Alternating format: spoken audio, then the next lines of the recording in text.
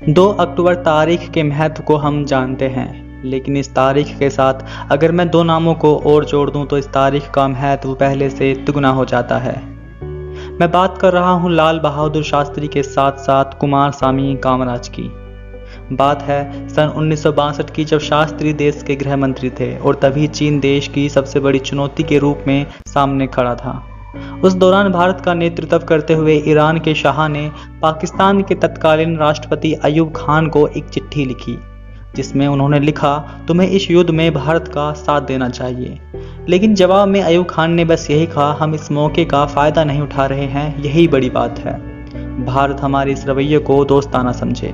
लड़ाई खत्म होने के बाद शास्त्री ने ईरान के शाह के पत्र का जिक्र करते हुए कहा, अगर पाकिस्तान हमारा साथ देता और उसने भी अपने हिंदुस्तानी भाइयों के साथ खून बहाया होता, तो अगर वे आज कश्मीर भी मांगते तो हमारे लिए ना करना मुश्किल हो जाता।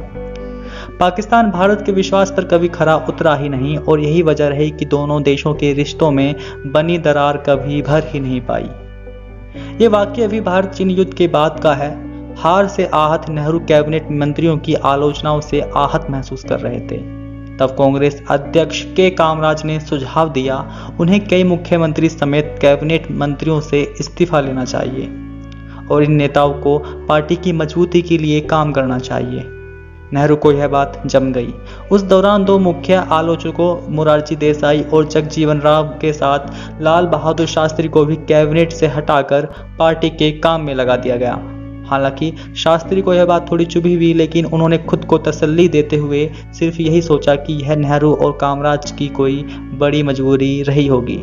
वरिष्ठ पत्रकार कुलदीप नैयर बताते हैं, इसके बाद जब वो शास्त्री से मिलने उनके घर पहुंचे तो उनके घर में अंधेरा छाया हुआ था। सिर्फ ड्राइंग रूम में लाइटें जल रही थी।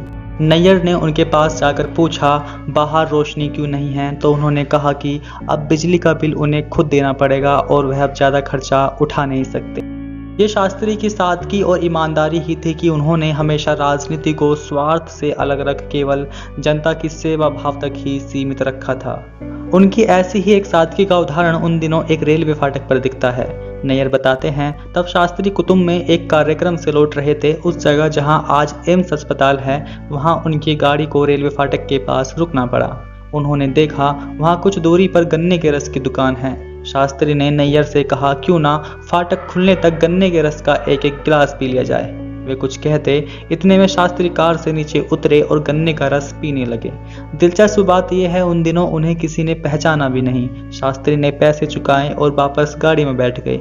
एक गृह मंत्री जो छान से बनी एक गन्ने की दुकान पर आता है और बिना हाइजीनिक की चिंता किए आम आदमी की तरह जूस का लुत्फ उठाता है, वही गृह मंत्री जो बाद में प्रधानमंत्री पद का कार्यभार भी संभालता है और इसमें भूमिका रहती है तत्कालीन कांग्रेस अध्यक्ष और ओड गार्ड नाम से विख्यात के कामराज की। नेता जो तकरीबन 15 साल तमिलनाडु का बतौर मुख्यमंत्री रहा, वह नेता जो ज्यादा पढ़ा लिखा तो नहीं था, लेकिन राजनीति पर उसकी ऐसी पकड़ थी कि वह हर सांसद और मुख्यमंत्री की गतिविधियों से हमेशा वाकिफ रहा करता था। कामराज प्लेन के बाद नेहरू ने के कामराज को पार्टी अध्यक्ष नियुक्त किया और फिर 1964 में उनके देहांत के बाद सवाल खड़ा हुआ, नेहरू के बाद कौन?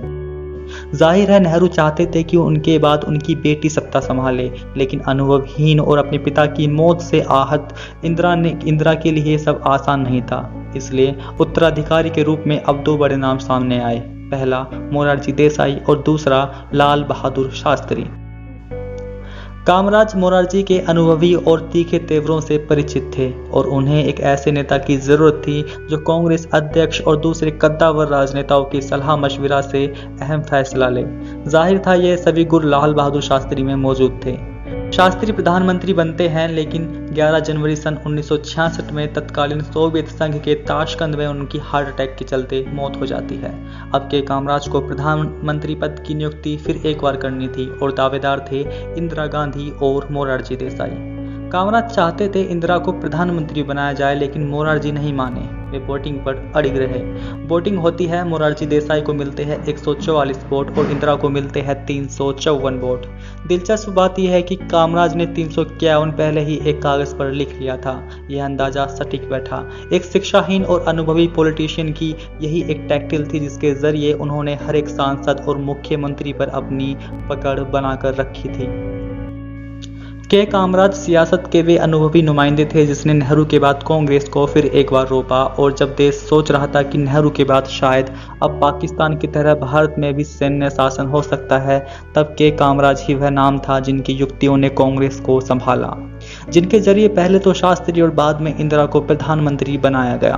फिर वो बात दूसरी है कि गूंगी गुड़िया कहे जाने वाली इंदिरा ने मदमाते हुए कामराज के विश्वास को तोड़ मरोड़ कर रख दिया था। एक समय था जब के कामराज ही कांग्रेस हुआ करती थी और उन्हीं के जरिए पार्टी के सभी फैसले लिए जाते थे। कामराज भले ही सत्ता को लेकर गंभीर रहे हो, मगर उन्होंने कभी भी उसमें निजी फायदा नहीं देखा।